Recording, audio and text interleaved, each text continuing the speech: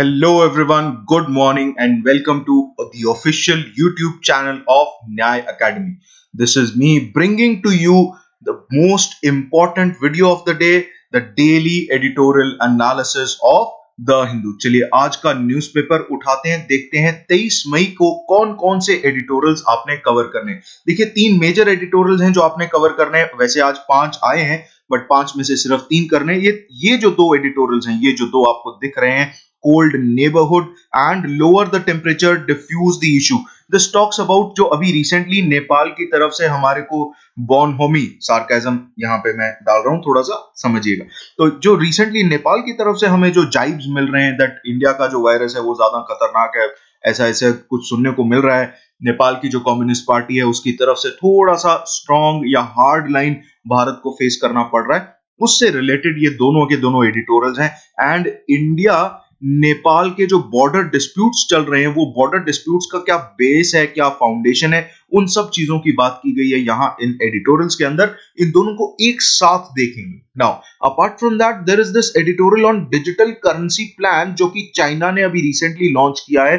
China अपनी digital currency डीसेप करके एक लॉन्च कर रहा है। उसमें क्या क्या इश्यूज हैं, क्या चैलेंजेस हैं और इंडिया को क्या उससे सीख लेनी चाहिए, इन सब चीजों की बात की गई है। These are very important editorials.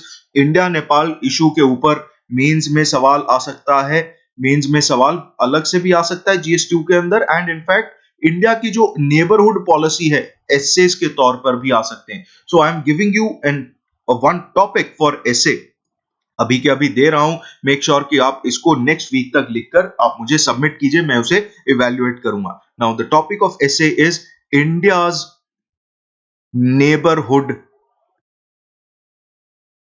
India's neighbourhood policy. कुछ लोग नेबरहुड के अंदर यहां पे यू नहीं लगाते हैं, दोनों स्पेलिंग सही। Neighbourhood policy needs a रीजिग।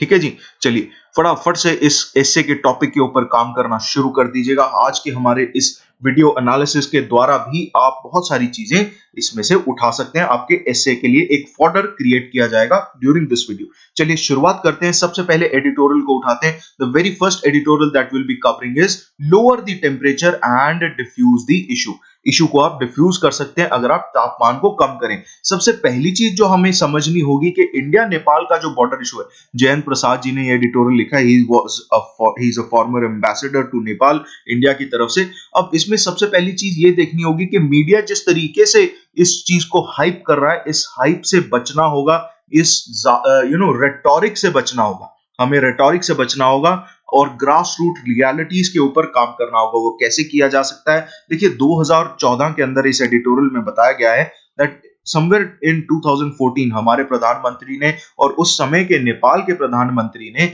एक बात कही थी कि हमें एमिकेबली, दोस्ती भाईचारे के साथ हमारे जो बॉर्डर डिस्प्यूट्स हैं उन्हें रिजॉल्व कर लेना चाहिए। बॉर्डर डिस्प्यूट्स को रिजॉल्व करने का जो प्रावधान था उसमें फॉरेन सेक्रेटरीज को मिलना था। फॉरेन सेक्रेटरीज को जो मिलना था वो आज तक हो ही नहीं पाया क्योंकि कोई कॉन्ड्यूसिव डेट नहीं निकल कर आ पाई है। तो ऐसे में इस बॉर्डर डिस्प्यूट को रिजॉल्व करना वो हमारी प्रायोरिटी होनी चाहिए। ये सारी चीजें बहुत ज्यादा इंपॉर्टेंट है। चलिए शुरुआत करते हैं इस एनालिसिस के साथ। इस एडिटोरियल में क्या क्या इंपॉर्टेंट चीजें हैं वो देखते हैं। सबसे पहले तो हमें ये समझना है that India Nepal must not let there differences grow into a full blown diplomatic crisis. ऐसे में अभी रिसेंटली जो इशू है that has reached a flash point, मतलब वो पीक पर आ चुका है बिकॉज जो काला पानी टेरिटोरियल इशू है that this threatens the basis of our special relationship.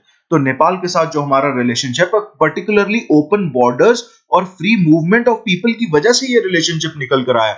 ऐसे में जब केपी शर्मा ओली जी जो नेपाल के प्रधानमंत्री हैं, उन्होंने रिसेंटली जो जाइब लिया जिसमें उन्होंने बोला कि ये जो रोड है जो लिपुलेख पास से गुजर कर जाती है, जिससे भारत जो है, भारत के जो पिलग्रिम्स हैं कैलाश मानसरोवर की यात्रा कर पाते हैं, उस रोड के ऊपर ये बात बोली that this Kalapani area, this entire area is disputed and इस टेरिटरी के ऊपर नेपाल का अधिकार है। जब ये बात बोली तो भारत को भी थोड़ा झटका लगा था।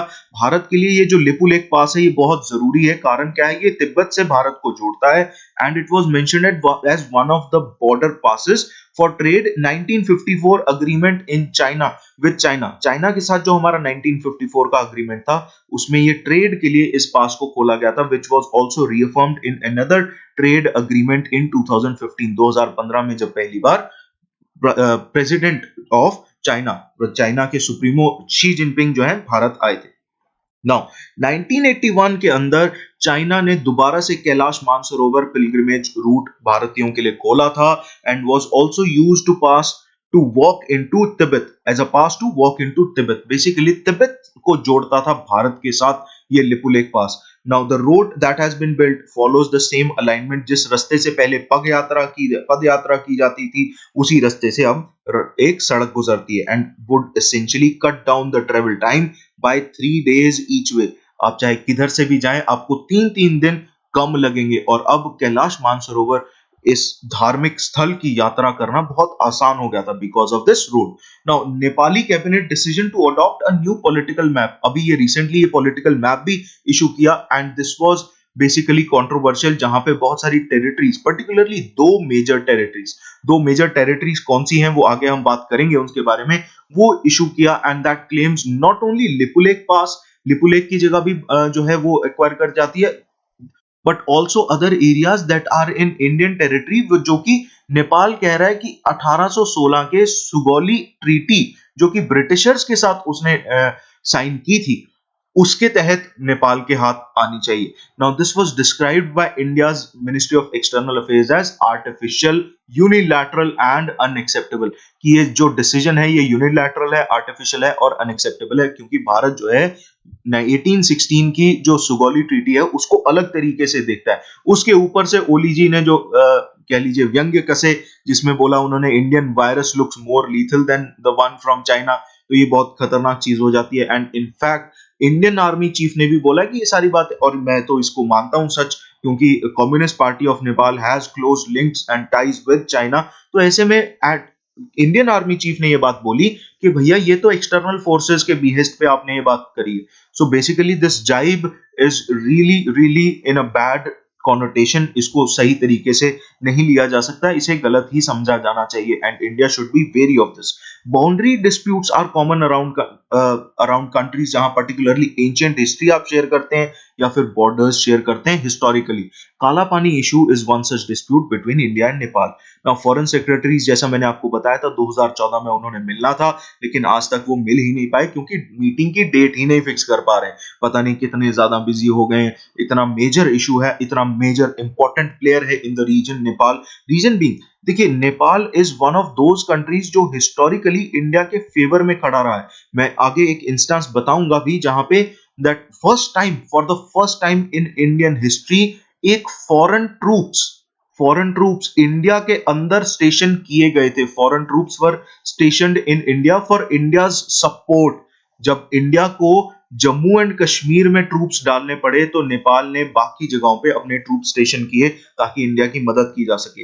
एंड इंडिया की नेपाल की सॉरी इंपॉर्टेंस वैसे भी ज्यादा है क्योंकि इट इज रोमांटिसाइज्ड एज रोटी बेटी, जैसे खाना और मैरिज एक साथ जुड़े होते हैं, इंडिया और नेपाल एक साथ जुड़े हुए हैं। India must not delay the dealings with the matter and at a time when it already has its hand full with the pandemic and face off with China in Ladakh and Sikkim। Already China जो है हमें परेशान कर रहा है, तो ऐसे में नेपाल के इस इशू को बढ़ने नहीं देना चाहिए। The border trouble with India and Nepal is a matter best handled bilaterally through quite diplomacy.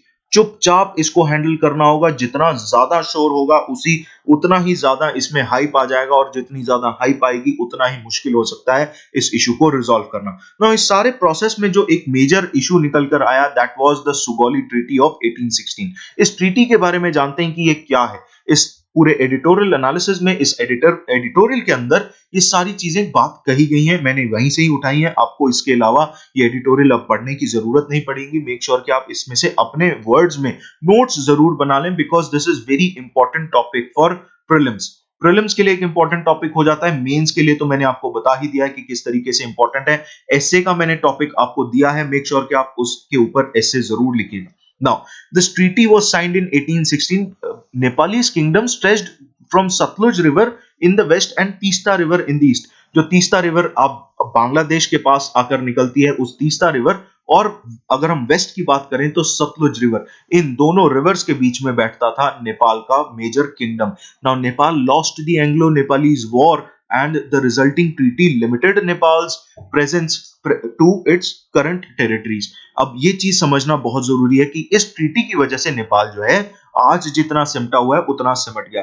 Now this treaty stated that, अब यहाँ पे डायरेक्ट कोट किया गया है, इसको बहुत जरूरी है ध्यान से पढ़ना। The Raja of Nepal hereby cedes to the honorable east India company.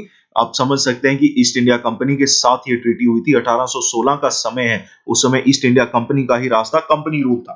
Now Raja of Nepal जो है वो सारी की सारी अपनी जो टेरिटरीज हैं जितनी भी उस ट्रीटी के अंदर आती हैं वो ईस्ट इंडिया कंपनी को सौंप देगा इन परपेचुटी, आज से लेके आगे के सारे समय तक। All the under mention territories, जितनी भी टेरिटरीज लिखी जाती हैं, एंड उसके अंदर whole of the lowlands between rivers Kali and Rapti. अब ये जो काली और राप्ती रिवर है, इसमें बेसिकली काली रिवर का मेजर इशू आ रहा है। इट elaborated, आगे भी इस ट्रीटी के अंदर लिखा, that Raja of Nepal renounces for himself, his heirs, successors, all the claims to or connection with the countries lying to the west of river Kali, and engages never to have any concern with those countries or the inhabitants thereof।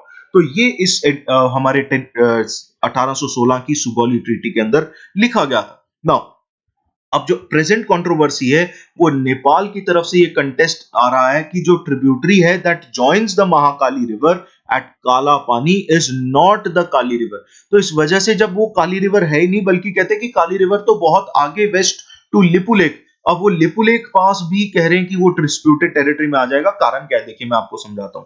जैसे ये Mahakali river जा रही है तो हम कहते हैं कि ये काली रिवर है, तो और ये काली रिवर है, यहाँ पे कह लीजिए लिपुलेक पास आ जाता है इस तरफ को, तो ठीक है, तो ये महाकाली रिवर हो गई, हम कहते हैं कि ये काली रिवर है। नेपाल कहता है कि ये काली रिवर तो है ही नहीं, काली रिवर तो फर्दर वेस्ट टू लिपुलेक पास है, यहां कहीं पे जाके है। तो ये सारा का सारा जो रीजन है, ये नेपाल की, ये काला पानी रीजन, ये सारा का सारा नेपाल की टेरिटरी में लाई करता है, ये बात बोली जा रही है। अगर ऐसा होता है तो ये लिपुलेक पास जो मैंने यहाँ पे होना चाहिए, उस लिपुलेक पास को यहाँ गलत बना दिया, तो यहाँ पे जो लिपुलेक पास है ये भी जो है नेपाल की टेरिटरी में चला जाएगा। नो इसमें एक हिस्टोरिक कॉन्टेस्ट आता है 1870 के दशक के दौरान। Britishers they used this Lipulekh pass for trade with Tibet and China. In fact 1773 का जो रेगुलेटिंग एक्ट है उसके अंदर वहां से लेके 1813 तक ये लिपुलेक पास तो बहुत ज्यादा इंपॉर्टेंट था। उसके बाद भी 1870 तक के दशक में भी हमने देखा है कि तिब्बत और चाइना के साथ जितना भी ट्रेड हुआ करता था वो इस लिपुलेक पास के द्वारा ही हुआ करता था। Now this showed the area of Lipulekh down to Kalapani as part of British India. अब ब्रिटिशर्स ने सर्वे ऑफ इंडिया के द्वारा मैप्स जो बनाए उसमें उसको ब्रिटिश इंडियन टेरिटरी के अंदर इंक्लूड किया था।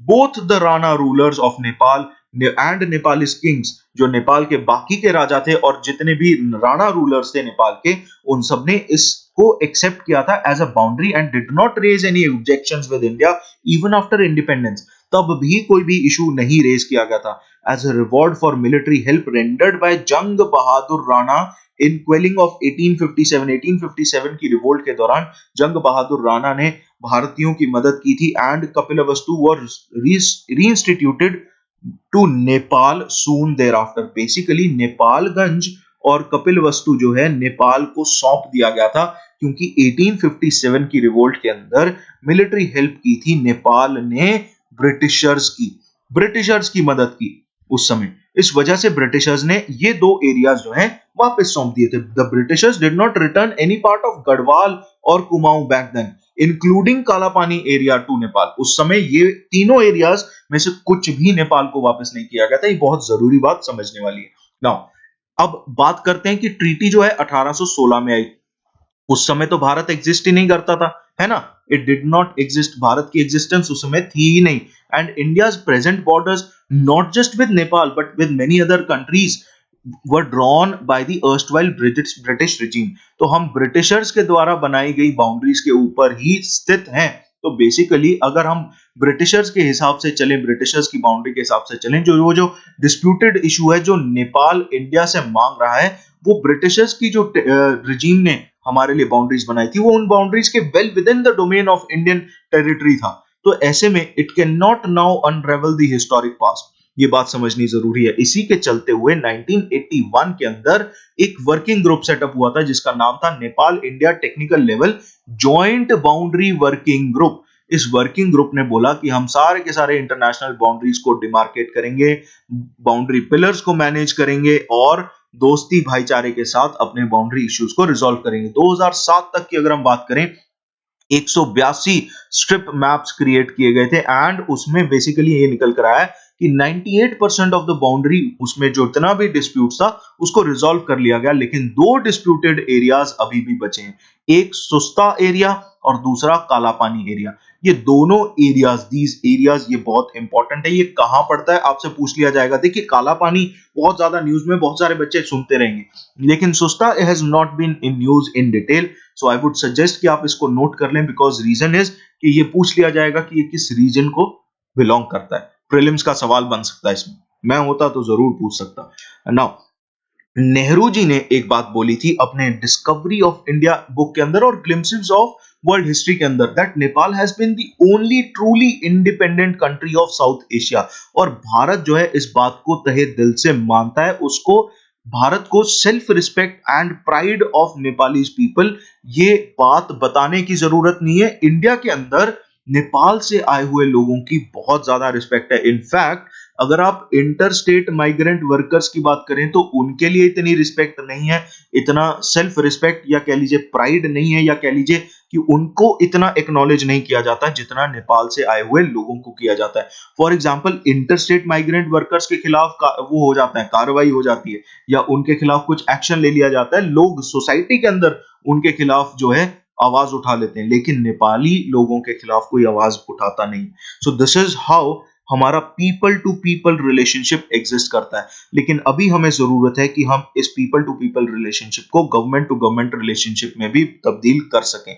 इनफैक्ट इसी से रिलेटेड एक एग्जांपल है जहां 1948-49 के अंदर पहली बार, जो मैंने आपको बताया था, that was the first time जहां पे Nepali soldiers under the command of general Sharda Shamsher Jung Bahadur Rana, उनकी कमांडरशिप के अंदर, they came to India's northern cantonments depleted by deployments in Jammu and Kashmir and Hyderabad. 1948-49 के दौरान जम्मू एंड कश्मीर का इशू उठना शुरू हो गया था एंड हैदराबाद का इशू उठना शुरू हो गया था, जिसकी वजह से भारत के जो ट्रूप्स थे उनको वहां स्टेशन करना पड़ गया था। इस वजह से हमारे नेपाली भाइयों ने, नेपाली दोस्तों ने मिलकर हमारी सहायता की थी 1948-49 के अंदर। अब ये जो पीपल टू पीपल रिलेशनशिप है, it is now very important कि भारत उसे गवर्नमेंट टू गवर्नमेंट रिलेशनशिप में तब्दील कर सके, तभी इस पूरे इशू को रिजॉल्व किया जा सकता है। Now this was the entire fiasco of India Nepal ties. हमने वो सारी चीजें कवर की जो सारी के सारी इस पूरे के पूरे एडिटोरियल में से इंपॉर्टेंट हो सकती हैं।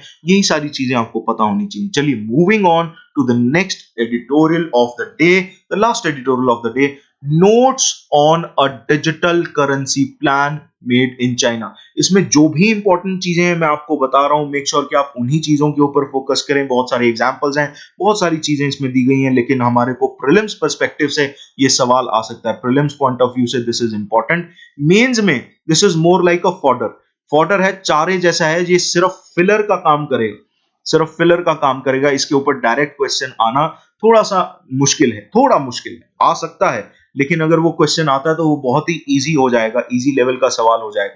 चलिए शुरुआत करते हैं इस एडिटोरियल की, देखते हैं इस एडिटोरियल में क्या क्या चीजें समझने वाली हैं। Now, the expansion of central banks pilot project is the first such serious initiative in the world जहां पे डिजिटल करेंसी को बेसिकली सेंट्रलाइज करने की बात की जा रही है। ये हमारे सेंट्रल बैंक का पायलट प्रोजेक्ट नहीं है, ये चाइना के सेंट्रल बैंक का प्राइवेट प्रोजेक्ट है, जिसको बोला जा रहा है CBDC, Chinese central bank digital currency. अब ये जो डिजिटल करेंसी है, बेसिकली एक पायलट प्रोजेक्ट इशू हुआ था वो 2019 की शुरुआत में, फिनटेक डेवलपमेंट प्लान ऑफ 2019-2021, ये चाइना का प्लान है। इस प्लान को और आगे एक्सपैंड करने की बात की जा रही है। Now this has been crescent के डिजिटल करेंसी एक इलेक्ट्रॉनिक पेमेंट एक सिस्टम चलाया जाएगा that will completely replace M0, जो फिएट मनी है, फिएट करेंसी है, एंड उसको रिप्लेस कर लेगा. It is to be pegged at 1:1 with fiat currency. जितनी फिएट करेंसी होगी उतना ही इसकी वैल्यू होगी. ये चीज सोची जा रही है. Now this will be available through mobile wallet app as well. Now this will be comprising of currency issued by people's bank of China less the amount held by banking institutions. तो ये M0, M1, M2, M0, M1, M2, M3 ये सारी चीजें क्या हैं, ये सारी की सारी चीजें आपको वीकली करंट अफेयर सीरीज में इस बार मिल जाएंगी. आप उसकी चिंता मत कीजिएगा. Weekly current affair series I know बहुत समय से बहुत सारे लोग जो है इंतजार कर रहे हैं, लेकिन हम वही चीज देखिए, हमारा आपसे एक ही वादा है, वो ये है कि आपको रेलिवेंट मटेरियल ही मिले. इसी चीज की हमारी पूरी कोशिश है. जबरदस्ती की बहुत सारे चैनल्स के ऊपर बहुत सारे तरीकों से जो है आपको कंटेंट मटेरियल मिल जाता है, and that ends up pushing you towards non smart work. तो हम नहीं चाहते कि आपके साथ ये चीज हो. तो मेक श्योर कि आप पेशेंस रखिएगा. आपको सारी की सारी रेलिवेंट चीजें हम हमारे चैनल पे प्रोवाइड करेंगे. एंड डू मेक श्योर कि आप इस चैनल को सब्सक्राइब भी कर लीजिए एंड अपने दोस्तों के साथ शेयर भी कीजिए, बिकॉज इसी तरीके का इंपॉर्टेंट कंटेंट आपको हैरानी होगी कि हम बहुत जल्दी बहुत सारा इंपॉर्टेंट एंड रेलिवेंट मटेरियल आपको प्रोवाइड करने वाले हैं. We are working on compiled form of current affairs, जिसमें आपको 2019 से लेके 2020 आपके एग्जाम के लिए इंपॉर्टेंट करंट अफेयर्स एंड जो कि जिसमें से 100% श्योर शॉट रिटर्न्स निकल कर आए, ऐसे करंट अफेयर्स आप लोगों को प्रोवाइड करेंगे. मेक श्योर कि आप हमारे चैनल को फॉलो करते रहें. Now monetary authorities everywhere they have been sceptical of crypto currencies. अगर आप अभी रिसेंट पास्ट की बात करें, इवन आरबीआई ने बोला था कि हम जो है वी आर स्टडिंग कि इसमें क्या हो सकता है, क्या हम, एंड अल्टीमेटली उस समय अरुण जेटली जी जिंदा थे, उन्होंने बोल दिया था कि हम जो है क्रिप्टो करेंसीज के साथ नहीं जाएंगे. बेसिकली ये बात बोल दी गई थी. तो हम भारत जो है आज पूरे के पूरे विश्व के सेंट्रल बैंक्स पर्टिकुलरली चाइना से कुछ सबक ले सकते हैं, जहां पे वो DCEP के तरीके से डिजिटल करेंसी या क्रिप्टो करेंसी जो है वो इशू करने की सोच रहा है. That can replace fiat currencies. जो फिएट करेंसीज हैं उसको रिप्लेस कर सकता है. Now authorities were far more intrigued by CBDCs. In fact Basel based जो बैंक फॉर इंटरनेशनल सेटलमेंट है, it has been conducting surveys on the issue for some time. And ये बात निकल कर आई है कि 2019 में जो उसका सर्वे था, proceeding with caution a survey on central bank digital currency, उसमें से कुछ बातें निकल कर आई थी. वो क्या थी? That nearly 25% of central banks have the required authority to issue a CBDC. बाकी सारे जो है अ थर्ड, मतलब करीब करीब 33% के आसपास लोग, 33% के आसपास सेंट्रल बैंक्स, उनको पता है कि वो उनके पास ये अथॉरिटी है ही नहीं, उनके मैंडेट में नहीं है. 40% के आसपास आइडिया नहीं, बहुत सारे लोगों को आइडिया नहीं. अब देखते हैं कि क्रिप्टो करेंसी का या डिजिटल करेंसी का सेंट्रलाइज होने से क्या फायदा होगा. पहली चीज तो ये कि जो पेपर करेंसी है, जो मनी है, जो पेपर मनी है, उसके बहुत ज्यादा हैंडलिंग चार्जेस होते हैं. In fact they eat up about 1 to 2% of GDP. तो इतने ज्यादा चार्जेस हो जाते हैं, इतना ज्यादा खर्चा हो जाता है पैसे को रन करने में.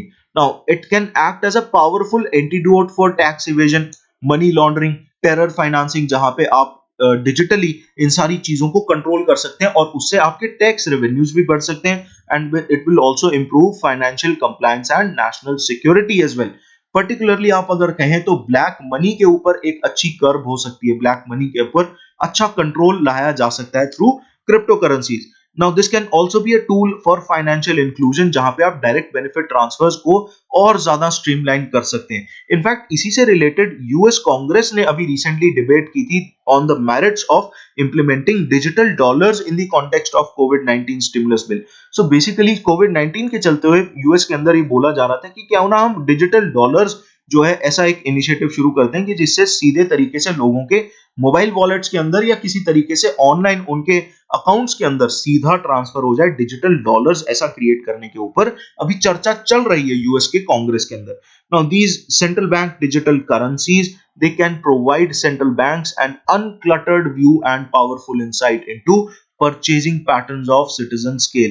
तो citizen scale लेवल के ऊपर आपको पावरफुल इंसाइट्स दे सकता है कि किस तरीके से एक व्यक्ति जो है खर्चा करता है, और उसके बाद आप उसके ऊपर पॉलिसी इनिशिएटिव्स बना सकते हैं. तो policy can be designed on that lines as well. और लॉन्गर रन की बात करें, this will make cross border payments fast and frictionless. तो इस वजह से जो ट्रेड है ट्रेड से रिलेटेड जो इंटरनेशनल ट्रेड है उसमें भी बढ़ोतरी हो सकती है फास्ट और फ्रिक्शनलेस पेमेंट्स की वजह से। Now there is a need for a deep abiding concern about relentless rise of a surveillance state। अब यहां पे वही बात आ जाती है राइट टू प्रिवेसी वाली जो बात आ जाती है। Honestly I think that surveillance state is not a very big issue unless and until यहां पे पावर्स जो हैं जो स्टेट के ऊपर जा रही हैं वो आर्बिट्रेरी हो जाए।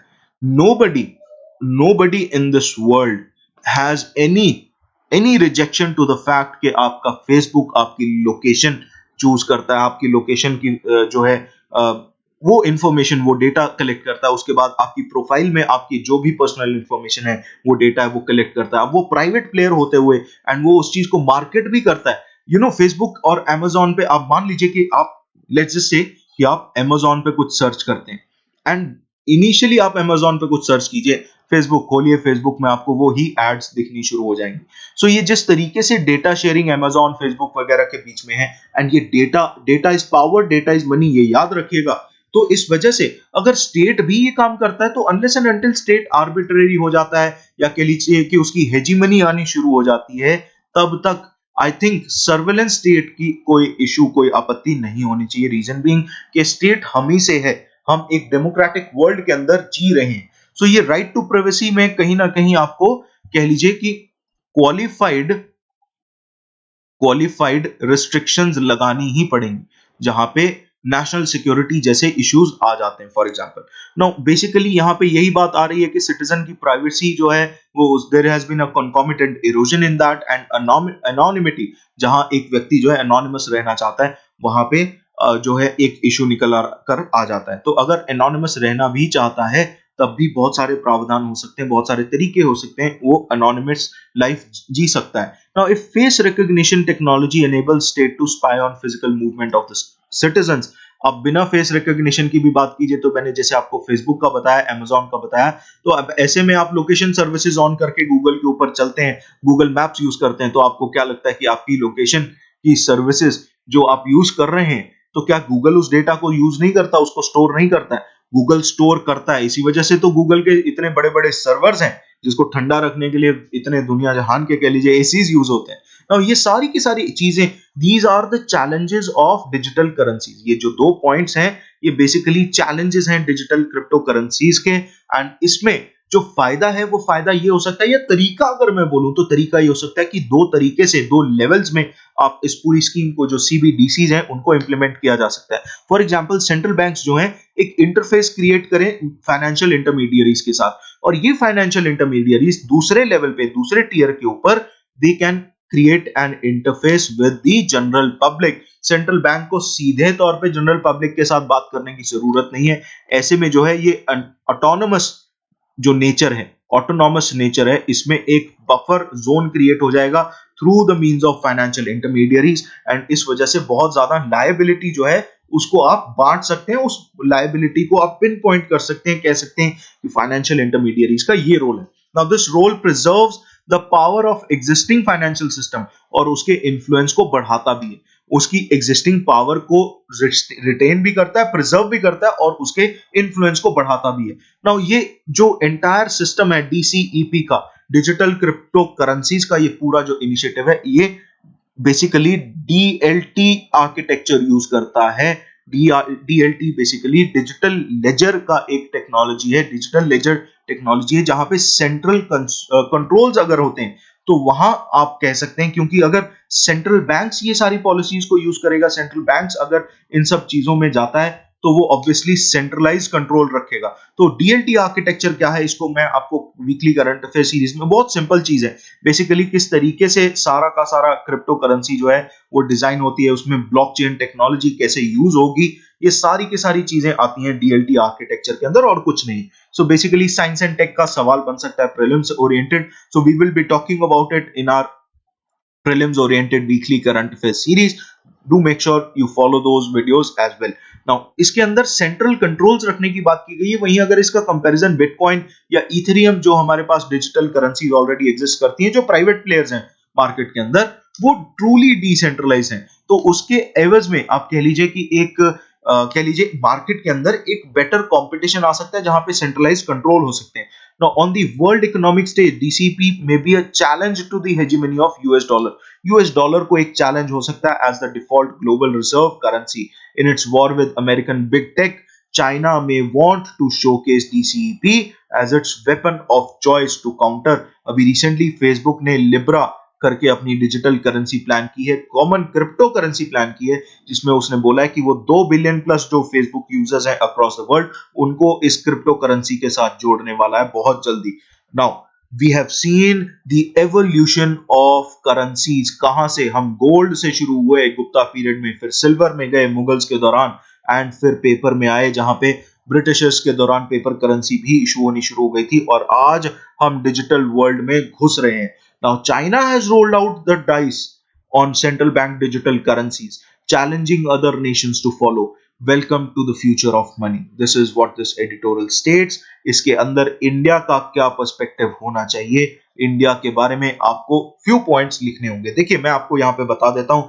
सबसे पहली चीज तो यहाँ पे हमारे यहाँ टेरर फाइनेंसिंग का सबसे बड़ा इशू है, फिर उसके बाद ब्लैक मनी का सबसे बड़ा इशू है, टैक्स इवेजन का बहुत बड़ा इशू है. तो ऐसे में ये सारे फैक्टर्स जो हैं ये लेते हुए आपने इसके ऊपर अपने शब्दों में 2-3 लाइन जरूर लिखनी है. तो आज के इस एडिटोरियल एनालिसिस में इतना ही. जाते जाते आप सबसे अनुरोध करूंगा कि प्लीज इस वीडियो को लाइक जरूर कीजिएगा, शेयर कीजिएगा अपने दोस्तों के साथ, मित्र बंधुओं के साथ और सखी सहेलियों के साथ, और प्लीज मेक श्योर कि आप इस वीडियो को लाइक जरूर कीजिए, शेयर कीजिए, साथ में आप सब्सक्राइब भी कीजिएगा चैनल को सब्सक्राइब करना बहुत जरूरी है भैया, और उसी के साथ उतना ही जरूरी है इस बेल आइकन को दबाना, ताकि आपके और हमारे बीच में जो दूरी है उसे हम दूर कर सकें. So thank you so much guys for watching this video. This is me signing off from the official YouTube channel of Nyaya academy. Bye bye, take care, have an awesome day ahead.